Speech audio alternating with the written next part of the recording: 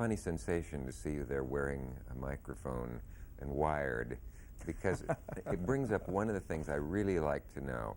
When is it possible in prosecuting a case to seemingly break the law, as when people, as we know, have been kind of bribed to draw other people into a case?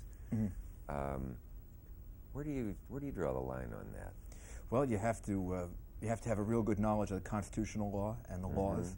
Some states permit wiring telephone conversations, others don't. You have to know the difference between the two. Well, say when the FBI bribes somebody, isn't bribery a crime? Yeah, if you use the general legal standard, what you've got to do is try to leave the decision to commit the crime to the person. You offer them the opportunity to commit it, but you don't induce them into doing it. You don't push them into doing it.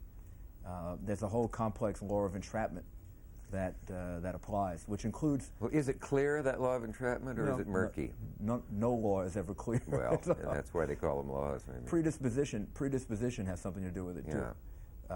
If a person has shown a propensity to commit this kind of crime before, it's less likely that the defense of entrapment will work for them.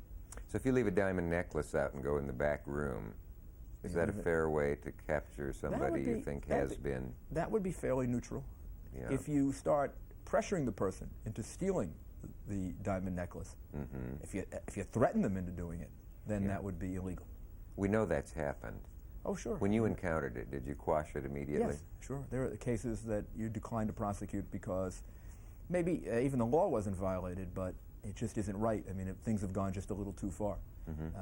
People who do their jobs well do them with enthusiasm, and federal agents and prosecutors can sometimes go too far also. That's intriguing. Let's get into that more. We have to take a break right now. We'll be right back. I was talking to a real prosecutor about that sort of thing. It always makes us kind of queasy, I think, when we read about it, where people are given the opportunity to commit a crime, to pull their colleagues into it. There was a lot of this surrounding the Ivan Boesky case and so on. We still don't know, do we, whether or not he wore a wire, as they say, or maybe you know. And I know, but I can't say. You know, but you can't say. Is that a hint? Yeah. And the morality of that is really kind of scary. Are there cases you can win that you don't feel good about? Sure. There are cases that you can win that you actually don't even go with because the things that were done in the case were maybe a little too close to the line, or sometimes the punishment is just out of proportion to what somebody did wrong. Yeah.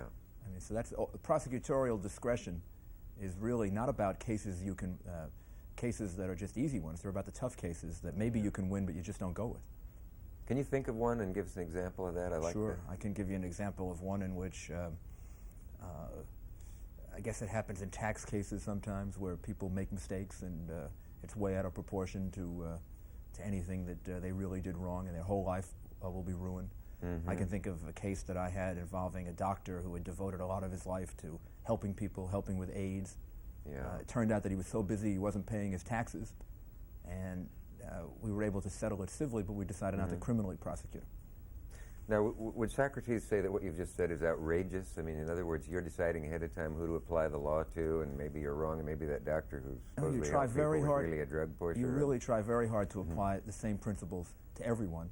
And I found being a prosecutor harder than being a candidate, because the judgments you have to make as a candidate are pretty clear. You go out and argue your case, and you do the best you can. As a prosecutor, you really have people's lives in your hands, and you really want to try to be fair. Including when you do prosecute. I mean, very many times people will have a very compelling story to tell, but you've heard it so often, and it applies to so many different people, you just have to go ahead with the case.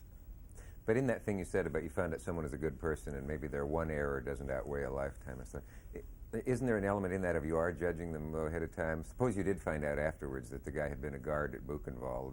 Then you could probably prosecute the case. Usually when you decline prosecution because of some very sympathetic fact, if that fact turns out to be false, you can go ahead and prosecute the case. It's not like someone being acquitted where there's double jeopardy.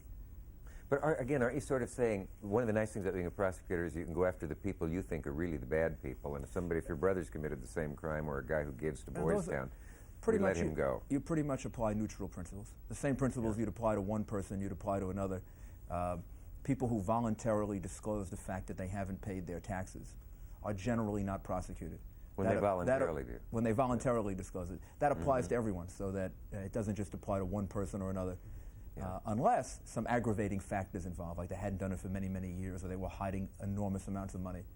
And the Justice Department, I was a federal prosecutor, there were actually guidelines that you use that are written out so that you're not ending up just applying your own gut instinct, but there are some neutral principles that you can apply to it.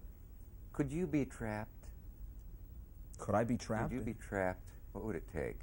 If leaving here, a guy says, I know some stuff about D'Amato that nobody knows. It would be tough to do. Meet me tonight behind Phil's hamburger stand.